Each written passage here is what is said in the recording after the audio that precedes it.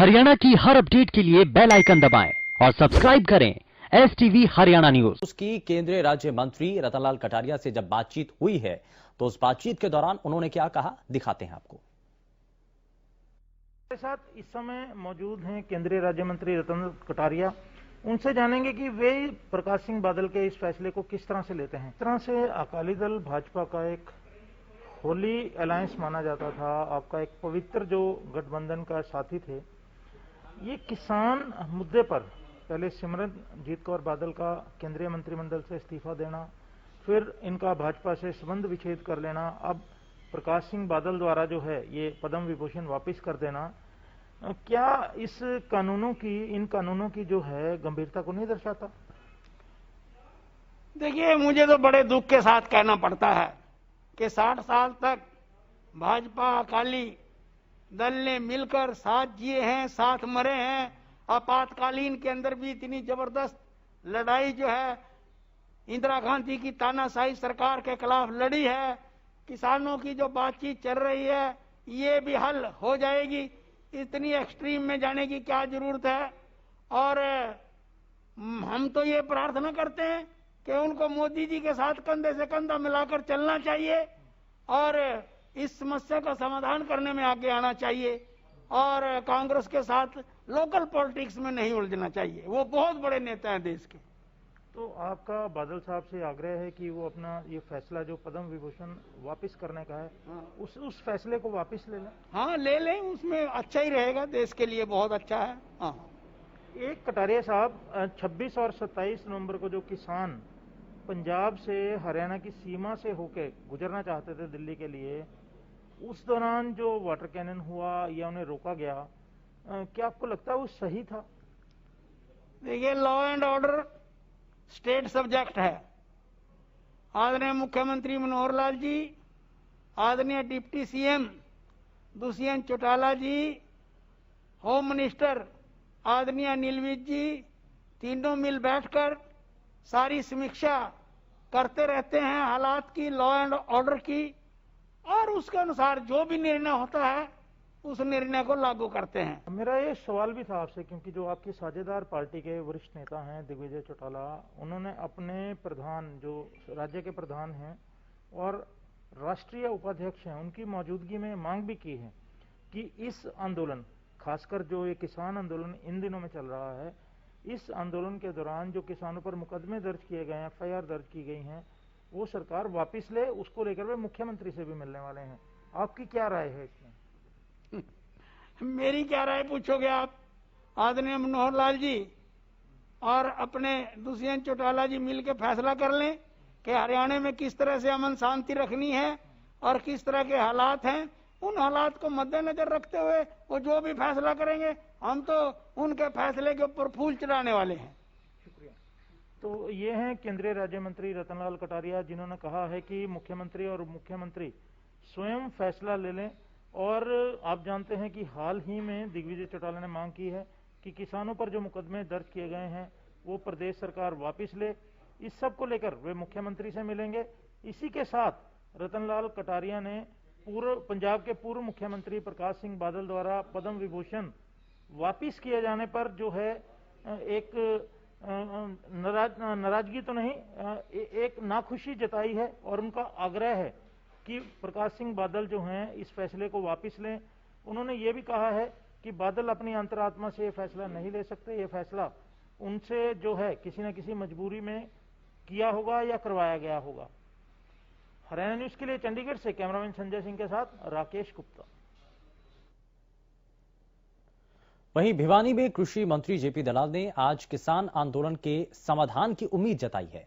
साथ ही JP दलाल ने कहा कि किसान आंदोलन को लेकर के उसके पीछे विदेशी ताकतों का हाथ है। उन्होंने कहा कि PM नरेंद्र मोदी ने किसानों के हक में सबसे ज्यादा फैसले लिए हैं, इसीलिए देश विरोधी कुछ ताकतों को मोदी का चेहरा पसंद नहीं जो किसानों को आगे कर रही है। उन्होंने कहा कि नीतियां सड़क पर नहीं संसद में बनती हैं और कुछ गलत होगा तो जनता बदलाव करेगी। आजकल ये फैशन हो गया है कि कहीं भी 10 आदमी 20 आदमी काले झंडे दिखाएं, हाय हाय करें, मुर्दाबाद करें। विचारधारा अलग रखना हर आदमी को अधिकार है, लेकिन इस तरह की हथकंडे अपनाना कोई अच्छी बात नहीं है। आंदोलन करने का अधिकार है, अपनी बात रखने का अधिकार है, शांतिपूर्ण ढंग से अपनी बात कहीं भी सरकार तक पहुंचने का अधिकार है। लेकिन कोई आदमी ये सोचे कि कोई संगठन जिसमें 10,000 आदमी हो, 20,000 आदमी हो, लाख आदमी हो, वो समझे कि लाठी तंत्र से हम अपनी बात को मनवा लेंगे, तो ये लोकतंत्र के लिए शुभ नहीं। वहीं कृषि कानूनों के खिलाफ किसानों के चल रहे लगातार आंदोलन से फरीदाबाद में हरियाणा रोडवेज को रोजाना 4 लाख रुपए के राजस्व का नुकसान है। करीब 2 दर्जन रूटों पर चलने वाली बसें बंद पड़ गई हैं, जिससे राजस्व को भारी नुकसान हो रहा है।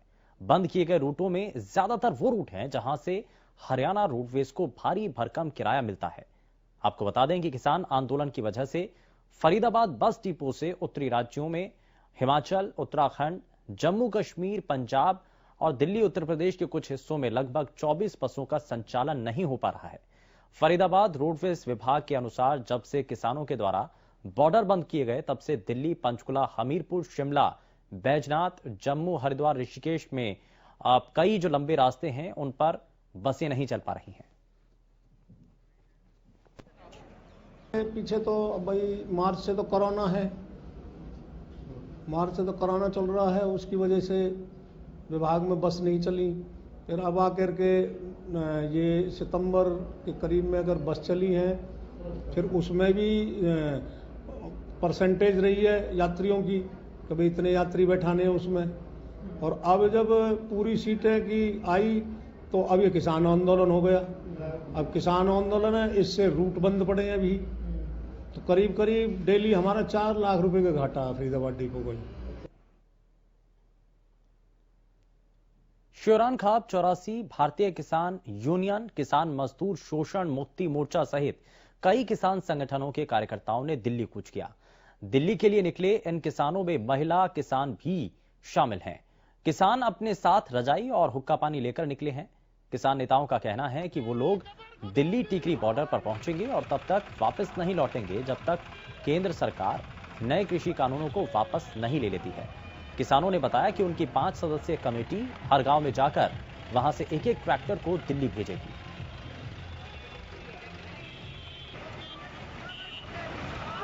जो कल किसानों ने जो फैसला कराया था कि कल 2 बजे यहाँ से रवाना होंगे इलाके के किसान, तो यहाँ 50 इकट्ठे और 50 आगे मिलेंगे हमें, जो अपने ट्रैक्टरों में या गाड़ियों में। तो दिल्ली हम टिकरी बॉर्डर पर जाएंगे, जो किसानों का वहाँ धरना चला हुआ है। जो ये 3 काले कानून लगाए हैं, पूरा राष्ट्रव्यापी किसान जाग उठा है। तो हम जब तक वापस नहीं आएंगे, जब तक सरकार इन कानूनों को वापस नहीं लेगी।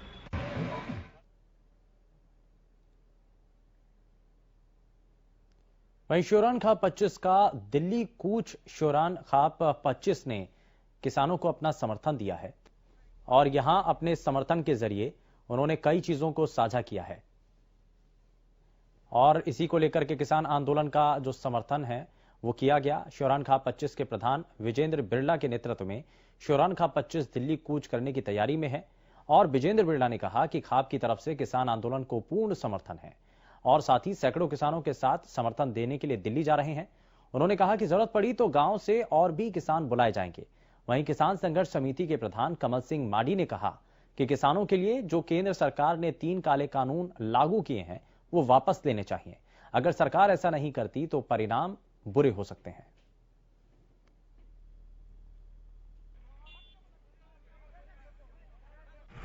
यहाँ से 25-30 गाड़ियां दिल्ली के लिए जा रही हैं और जब तक ये आंदोलन किसान का चलता रहेगा, ये सब लोग उनके समर्थन में वहीं रहेंगे। भलाई इसी में है, सरकार जल्दी से मान जाए, नहीं तो इनके पीछे पीछे गांव से और भी आदमी तैयार हो रहे हैं। वो आगे एक दूसरी साइड में गाड़ी चलती रहेंगी, बीच में सभी भाई सहयोग के लिए गांव में तैयार हो रहे हैं पीछे से। तो इसमें आंदोलन में सभी लोग बढ़ चढ़कर हिस्सा लेंगे। साइबर सिटी गुरुग्राम में बीपीओ कंपनी में काम करने वाले टैक्सी ड्राइवरों पर भी कोरोना की मार देखने को मिल रही है। टैक्सी ड्राइवरों का आरोप है कि कंपनी ने बिना किसी नोटिस के सैकड़ों ड्राइवरों को बाहर का रास्ता दिखा दिया, जिसके बाद वो सड़क पर आ गए। टैक्सी ड्राइवर विकास ने कहा कि कंपनी में गाड़ी लगाने के लिए लोन पर गाड़ी ली थी और अब कंपनी ने बिना किसी नोटिस के बाहर का रास्ता दिखा दिया, जिससे लोन की किश्त देना और परिवार का पालन पोषण करना मुश्किल है। कैब चालकों की माने तो बीते 3 से 4 साल से ये लोग इसी कंपनी में काम कर रहे थे, लेकिन बिना किसी नोटिस दिए कंपनी ने इन्हें बाहर कर दिया।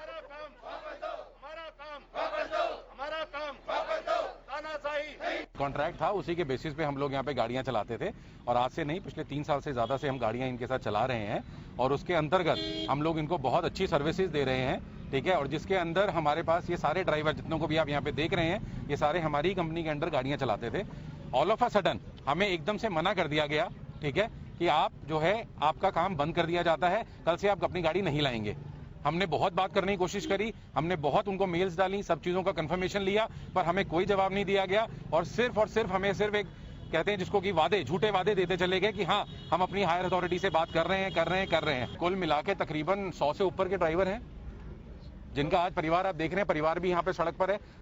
मैं पिछले 1 साल से यहाँ पे काम कर रहा हूँ। अभी दिवाली से 10 तारीख से इन्होंने मेरा काम बंद कर दिया है और हमारी गाड़ियाँ भी खड़ी हैं, कैसे किस्त भरे हम, और रूम रेंट भी, खर्चे के लिए हम हर चीज़ से परेशान हैं। यहाँ पे हमें अब तक नहीं बताया जा रहा है कि अब कब हमारा काम चालू होगा। हम इंतजार कर रहे हैं तब से कि हमारा काम चालू हो, लेकिन इनका कोई रिस्पांस नहीं मिल रहा हमें अभी तक भी।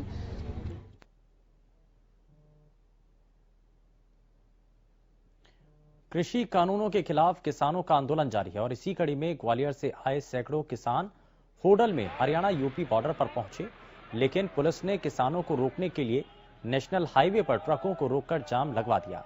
ग्वालियर से आए किसानों का कहना है कि उनके साथ सभी बिरादरियों के किसान हैं जो उनके साथ चल रहे हैं और जगह जगह पर किसानों द्वारा उनका स्वागत किया जा रहा है। सरकार से इन तीनों काले कानूनों को वापस करवा कर रहेंगे और अपनी फसल का निर्धारित मूल्य तय करवा कर ही रहेंगे। किसानों ने कहा कि हरियाणा यूपी बॉर्डर पर उनके साथ पुलिस ने बदतमीजी की, उनके साथ हाथापाई की। हमको घेरना चाहती है, हमें गाड़ियां लगाना चाहती है और हम गाड़ियों के नीचे कुचल कर मर जाएंगे, लेकिन हम दिल्ली पहुंचेंगे। कब चले थे? मध्य प्रदेश से। कब चले थे? कल 11 बजे। अच्छा। तो जब तक हमारा निर्णय नहीं हो जाएगा, जब तक हम नहीं आएंगे दिल्ली से। हमारे साथ है हरियाणा बॉर्डर तो हमको आगे जाने से बोले नहीं जाने, फिर धक्का मुक्की उनसे जब हमारा संगठन आ गया, फिर हमने जबरी से धक्का मुक्की करके निकल आए। अच्छा।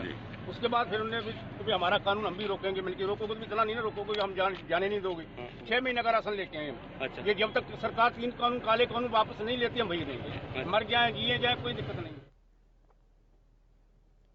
पंचकुला नगर निगम चुनाव प्रभारी कैप्टन अभिमन्यु ने बीजेपी कार्यालय में बैठक ली। बैठक के बाद कैप्टन अभिमन्यु पत्रकारों से रूबरू हुए। उन्होंने कहा कि देश के संविधान के अनुसार हरियाणा में आज चुनाव आयोग ने 3 नगर निगम के चुनाव की घोषणा की है, जिसमें सोनीपत, अंबाला और पंचकुला निगम आते हैं। उन्होंने कहा कि पंचकुला में 20 वार्ड और मेयर का चुनाव के लिए आने वाली 27 दिसंबर को मतदान होगा। कार्यकर्ताओं के उत्साह को देखते हुए हमें पूरा विश्वास है कि तीनों की तीनों निगम की सीटें बीजेपी जीतेगी। इस दौरान उनका कहना था कि बहुत लंबे समय से एक कमी महसूस की जा रही थी कि केंद्र में बीजेपी और प्रदेश में भी पार्टी की सरकार है, फिर भी नगर निगम में सहयोग न मिलने के कारण बहुत सारे विकास के काम रुके हुए थे। तो अब ये अंतिम बाधा भी दूर हो जाएगी। 3 नगर निगम के चुनाव की घोषणा की, जिसमें सोनीपत, अंबाला और पंचकुला नगर निगम आते हैं। भारतीय जनता पार्टी ने अपने इन तीनों चुनाव के तैयारी के निमित्त प्रदेश स्तर से भी अपनी जिम्मेदारियां तय की हैं और उसी कड़ी में आगे बढ़ते हुए हमने सभी नगर निगम के प्रमुख साथियों के साथ मिलकर के संगठन की बैठकें वो करना प्रारंभ कर दिया। पंचकुला में 20 वार्ड और मेयर का चुनाव यह आने वाली 27 दिसंबर को मतदान होगा।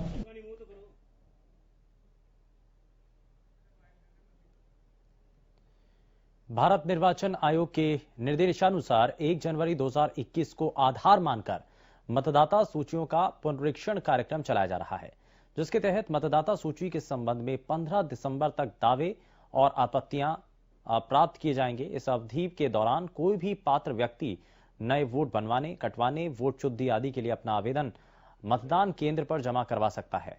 इसी कड़ी में 12 और 13 दिसंबर 2020 को विशेष अभियान चलाया जाएगा और इस विशेष तारीखों में बूथ लेवल अधिकारी सुबह 9 बजे से 5 बजे तक अपने बूथ पर मौजूद रहेंगे और आपत्तियों को दर्ज करेंगे।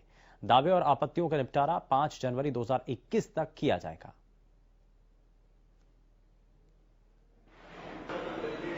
मतदाता पात्र हो चुके हैं, जिनकी उम्र 18 साल हो चुकी है, उनका वोट बनाने का जो अभियान है वो भारत निर्वाचन आयोग के द्वारा सभी बूथों पर, हमारे जो सिरसा डिस्ट्रिक्ट के 995 बूथ, हमारे 995 बूथों पर, सभी बूथों पर हमारे भी ये लोग काम कर रहे हैं। हमने सभी बूथों पर बीएलओ लगाए हुए हैं और सभी बूथों पर स्पेशल अभियान जो हमारा पीछे 28-29 और आगे 12-13 दिसंबर को जो स्पेशल अभियान रहेगा, इसके दौरान सभी बीएलओ अपने अपने बूथों पर सुबह 9 से 5 बैठेंगे। फतेहाबाद में सरकारी स्कूल की 3 महिला अध्यापकों को मोबाइल पर अश्लील मैसेज भेजने का मामला सामने है, जिसके बाद पुलिस ने तीनों की शिकायत पर भिरडाना गांव के रहने वाले लखुराय नाम के शख्स पर मामला दर्ज किया। टीचरों का कहना है कि नंबर बदल कर उन्हें अश्लील मैसेज भेजे जाते थे। इस मामले में फतेहाबाद के डीएसपी अजायब सिंह ने बताया कि नामजद आरोपी के खिलाफ मामला दर्ज किया गया और मामले की जांच की जा रही है।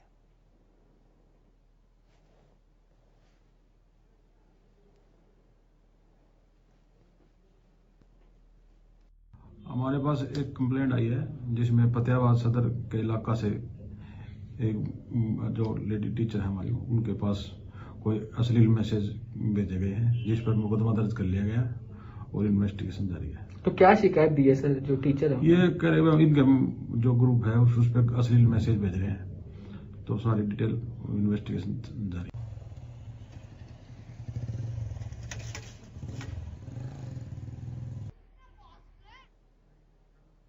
हरियाणा पुलिस की स्पेशल टास्क फोर्स यानी एसटीएफ को बड़ी कामयाबी हासिल हुई है। एसटीएफ ने करनाल के अंधेड़ा गांव से 7.5 किलो अफीम के साथ 2 नशा तस्करों को गिरफ्तार किया। पुलिस ने सूचना के आधार पर आरोपियों को काबू किया। पकड़े गए नशा तस्करों से ब्रेजा गाड़ी और 7.5 किलोग्राम अफीम बरामद किया गया है। पकड़े गए अफीम की कीमत लाख रुपए बताई जा रही है।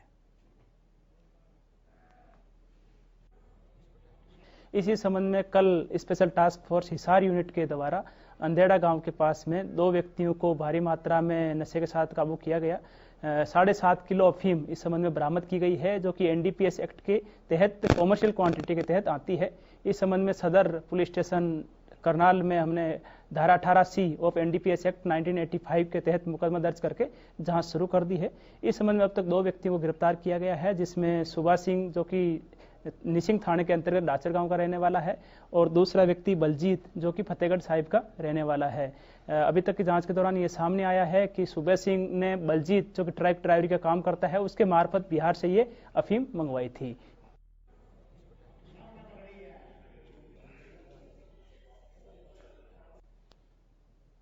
और मनरेगा में काम देने की बजाय मजदूरों की दिहाड़ी में हेराफेरी का मामला है। दरअसल मामले की जांच की मांग को लेकर सिरसा के गांव फग्गू के मजदूरों ने लघु सचिवालय में धरना दिया। मजदूरों ने उपायुक्त प्रदीप कुमार को ज्ञापन भी सौंपा। ज्ञापन में मजदूरों ने कहा कि गांव फग्गू में मनरेगा सहायक चिरंजी लाल हैं, जो अपने रिश्तेदारों की हाजिरी बिना काम किए ही लगा देते हैं और पूछने पर मजदूरों से दुर्व्यवहार किया जाता है। ज्ञापन में कहा गया कि 26 से 30 नवंबर तक गांव में खाल मोगा का काम करवाया गया था।